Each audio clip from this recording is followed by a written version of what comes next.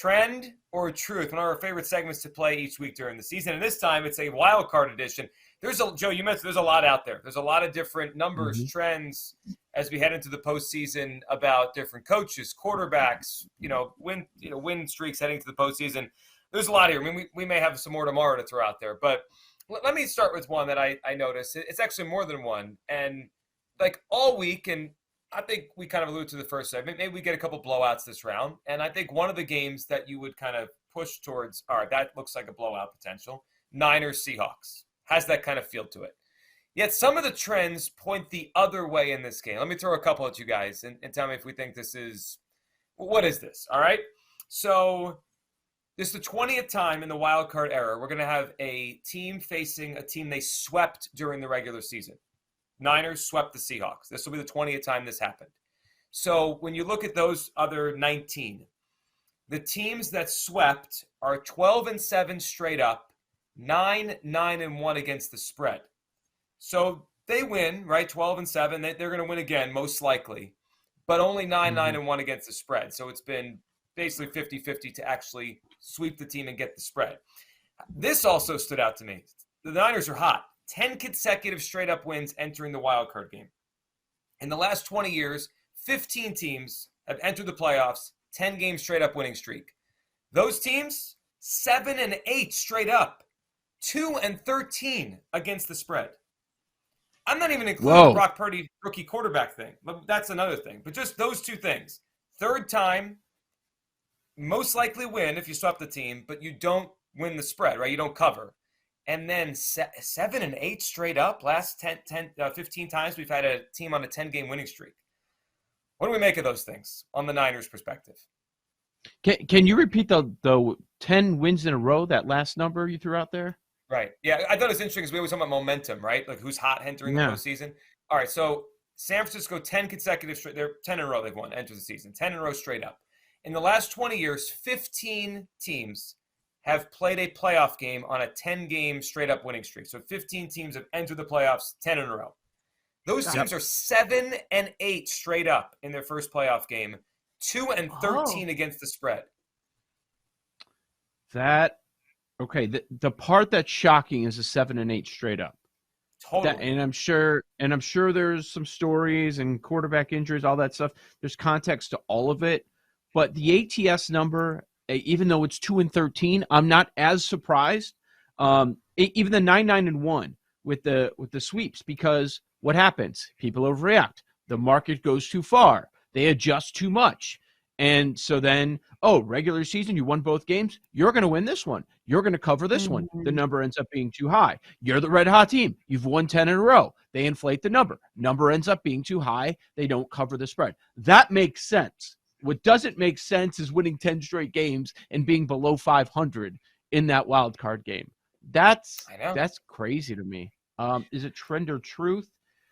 I would say truth, because for the most part, these trends make sense. Inflated lines mean that there's some room there for the dog to come in and cover. So I'll say truth. Yeah, I think truth too.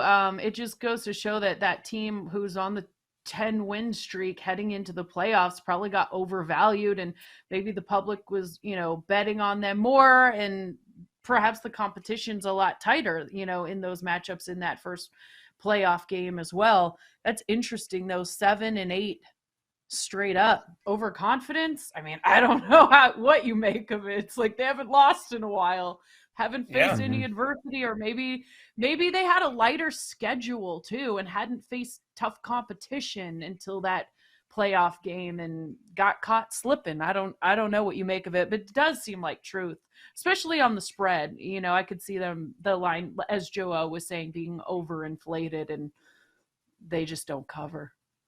The other guess I had, this doesn't apply here. Most of those teams probably had a bye, right? Maybe they came out rusty. We've changed the format now, right? If you win 10 in a row, you probably have a bye, because it means you have at least 10 wins. I mean, you probably have 12 or 13 or 14. So maybe that's part of it too. So that one just stood out, because everything in my mind says Niners, but those won't point to the Niners at all. I feel like we've got to hit on the one that everyone's talking about it, and we've hinted at it a little bit, but let's cover it ourselves. First-time playoff quarterbacks versus non-first-time playoff quarterbacks. Last 20 years, what happens? The first-time playoff quarterback has really struggled. They are 14-34 straight up, 14-35-1 against the spread. That's a cover rate of 28%. We had 3 quarterbacks in this situation last year.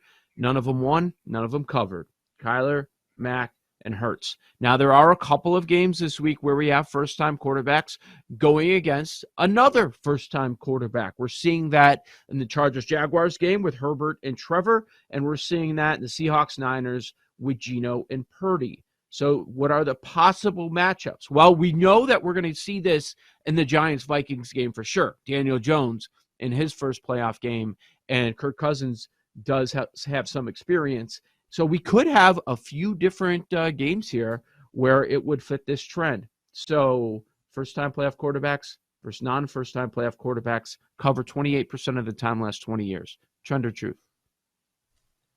I think it's truth. I mean, it feels. I mean, and last year pushes me even more to that, right? Like we had, and those were pretty high-level rookies. Right? They're all for higher picks, right? Number 1 pick, Kyler, Mac Jones first round pick, Hurts second round pick. They weren't like accidental rookie quarterbacks. The way Brock Purdy's kind of an accidental rookie starting quarterback in the playoffs. And they all struggled. They got blown out in those games. I think there's something to it, Aaron. I would say it's truth. That it's tough to win that first playoff game as a rookie quarterback. Yeah. Or first time quarterback. I mean, I feel like unless you're like a Pat Mahomes, it's got to be tough. I mean, that outlier guy, but yeah, that seems like truth. It would be hard to bet on or have a lot of faith and trust in a rookie quarterback. Did you guys see, okay, so first-time playoff quarterbacks, but did you see the number on first-time head coaches? That I didn't see. So okay. That's interesting. So this is interesting. Yeah, it is interesting because when I was looking at it, I'm like, oh, okay, so this is going to follow the first-time playoff quarterback run, right? Nope. First-time head coaches, last 11 are 8-3 straight up, 8-3 against the spread. That's good for 73%. So your first-time head coaches are Staley, McDaniel, and Bowles. Trend or truth?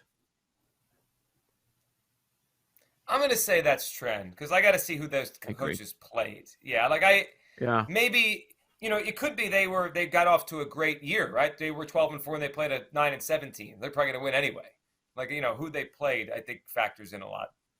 I would say trend on that one, Aaron. That one's interesting though. What's the percentage again? 73%, last 11 times.